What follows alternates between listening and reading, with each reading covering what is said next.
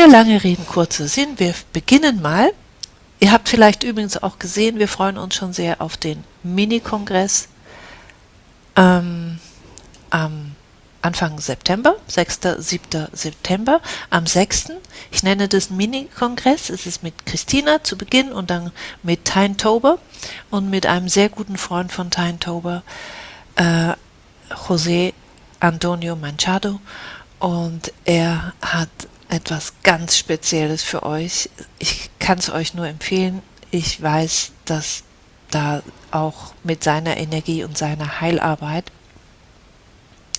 ganz großartige Dinge geschehen dürfen. Und er bietet dann am Sonntag drauf einen Workshop an. All das findet in Zürich im Volkshaus statt. Hier ist noch eine Frage zu den, wann denn die Zeit ist, dass wir mit unseren kosmischen Familien wieder Kontakt aufnehmen können. Also in unserem Innern sind wir ja immer damit verbunden. Es ist halt mehr die Frage, ob wir sie bewusst wahrnehmen können. Und wenn wir uns mit uns selbst und unserem Herzen und unserem Gefühl verbinden, dann können wir in diese Verbindung gehen. Und je nachdem, wie offen man ist, nimmt man das auch bewusster oder weniger bewusst wahr. Das ist doch auch oft einfach eine Übungssache. Ja, ich habe gerade noch eine Frage nochmal zum Thema Seelenanteile gesehen, die ich noch spannend finde, nämlich ob auch so Erinnerungen, ich sage jetzt mal an vergangene Leben, die plötzlich auftauchen oder so, ob das auch mit Seelenanteilen zu tun haben könnte, die plötzlich wieder zu einem zurückkommen und man deshalb dann diese Erinnerung hat? Das kann sein, aber muss nicht unbedingt. Hier schreibt Maike im Chat, dass sie die Erfahrung gemacht hat, dass man vor einer Inkarnation von Wesen angesprochen wird und dass es eine Art Deals geben kann, wo irgendwas ausgemacht wird, du bekommst das, wenn du das und das, also so, ja, halt richtige Deals und dass die zum Teil dann eben auch Seelenanteile von einem als Teil des Deals bekommen. Kannst du dazu was sagen? Also es gab schon diese Ebenen, wo Seelen wie abgefangen wurden. Und ja, dann gab es auch solche Dinge. Aber in unserer geistigen Heimat, dort wo wir unsere seelische geistige Heimat haben, da gibt es sowas nicht. Weil dort die lichtvollen Wesen, die machen das nicht. Aber es gab schon Ebenen, wo es sowas geben konnte, weil es dort halt Wesen gab, die ja die Seelen abgefangen haben und diese Wesen waren halt nicht lichtvoll.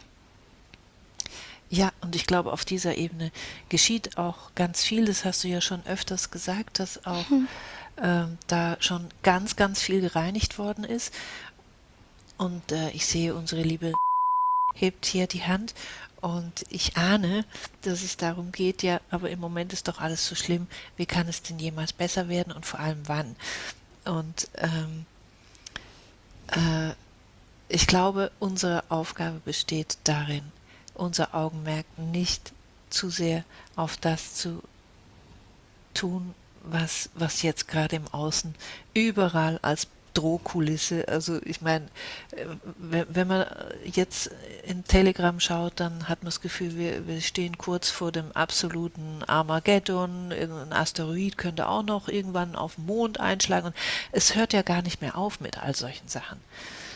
Was meinst du dazu? Was ist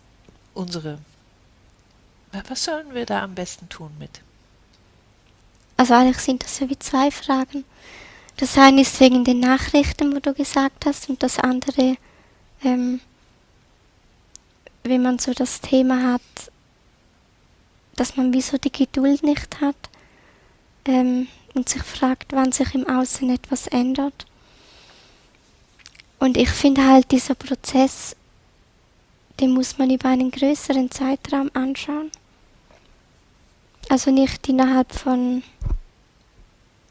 2 Jahren oder 2 Monaten, weil das ist ja ein Prozess und der betrifft ja auch das ganze Kollektiv. Und wenn es von einer Zeit in die nächste geht oder von der alten Energie in eine neue Energie, dann ist es normal, dass es gewisse Menschen gibt, die zuerst in der neuen Energie sind und andere dann erst später dazukommen, weil einfach jeder sein Tempo hat. Und daran können wir auch nichts ändern. Auch wenn das vielleicht nicht immer so toll ist, gerade auch wenn es halt innerhalb der Familie dann große Unterschiede gibt. Aber eigentlich würde es ja auch darum gehen, dass wir ja jedem seinen Weg lassen. Und wir können ja miteinander reden, aber wenn man sich dann halt einfach irgendwo nicht versteht, weil die Weltbilder vielleicht so verschieden sind, dass man das einfach so akzeptiert. Weil wir können andere Menschen nicht verändern. Und dass wir in all den Unterschieden, die es ja gibt, dass wir uns auf das konzentrieren können, was uns miteinander verbindet. Weil wir alle sind ja irgendwo verschieden. Niemand von uns ist genau gleich. Aber solange wir niemandem schaden, ist das ja auch voll in Ordnung. Und dass wir uns darum auch immer wieder an das erinnern, was uns miteinander verbindet. Trotzdem, dass wir verschieden sind. Ganz viele Menschen erleben im Moment ganz große Umbrüche. Also, ich habe jetzt gerade in näherer Umgebung jemanden, die hat mit ihrer ganzen Familie hat gesagt, ich muss den Kontakt abbrechen mit meinen Eltern, mit meinem Bruder. Das ist so toxisch geworden, es tut mir so nicht mehr gut.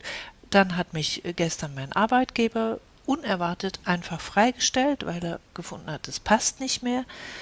Und ich höre das direkt und indirekt von ganz, ganz vielen Menschen und ich kann mir vorstellen, dass das bei euch auch der Fall ist, bei euch selber oder in eurem Umfeld. Und glaubst du, dass sich diese Dinge jetzt beschleunigen, dass es jetzt die Zeit ist, wo sich wirklich auch viele Wege trennen? Also wie du eben gesagt hast, ja, dann muss man auch die Menschen ja ihren Weg gehen lassen. Glaubst du, dass das jetzt wirklich sich verstärkt? Also es verstärkt sich sicher, dass sich neue Menschen finden und einfach auch von der Resonanz her, dass man halt schaut, was passt zu einem und was nicht.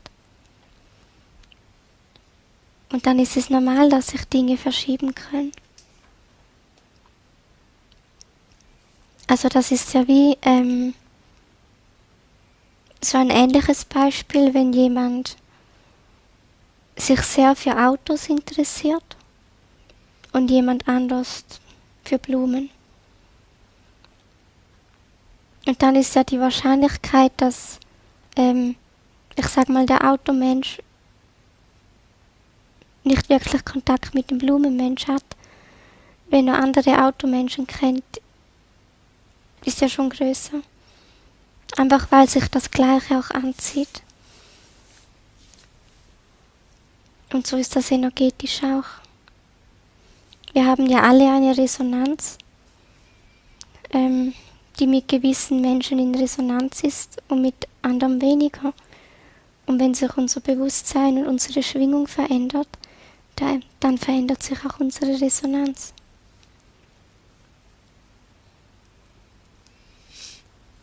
apropos Resonanz, wir hatten vorhin noch das Thema, wo wir sagten, hey, das wollen wir ansprechen und da möchtest du was drüber sagen und das hat für mich jetzt indirekt damit zu tun, denn ich höre immer wieder von Menschen im Moment auch, dass sie wahrnehmen, dass Menschen, die sie lange gekannt haben, sich scheinbar total verändern.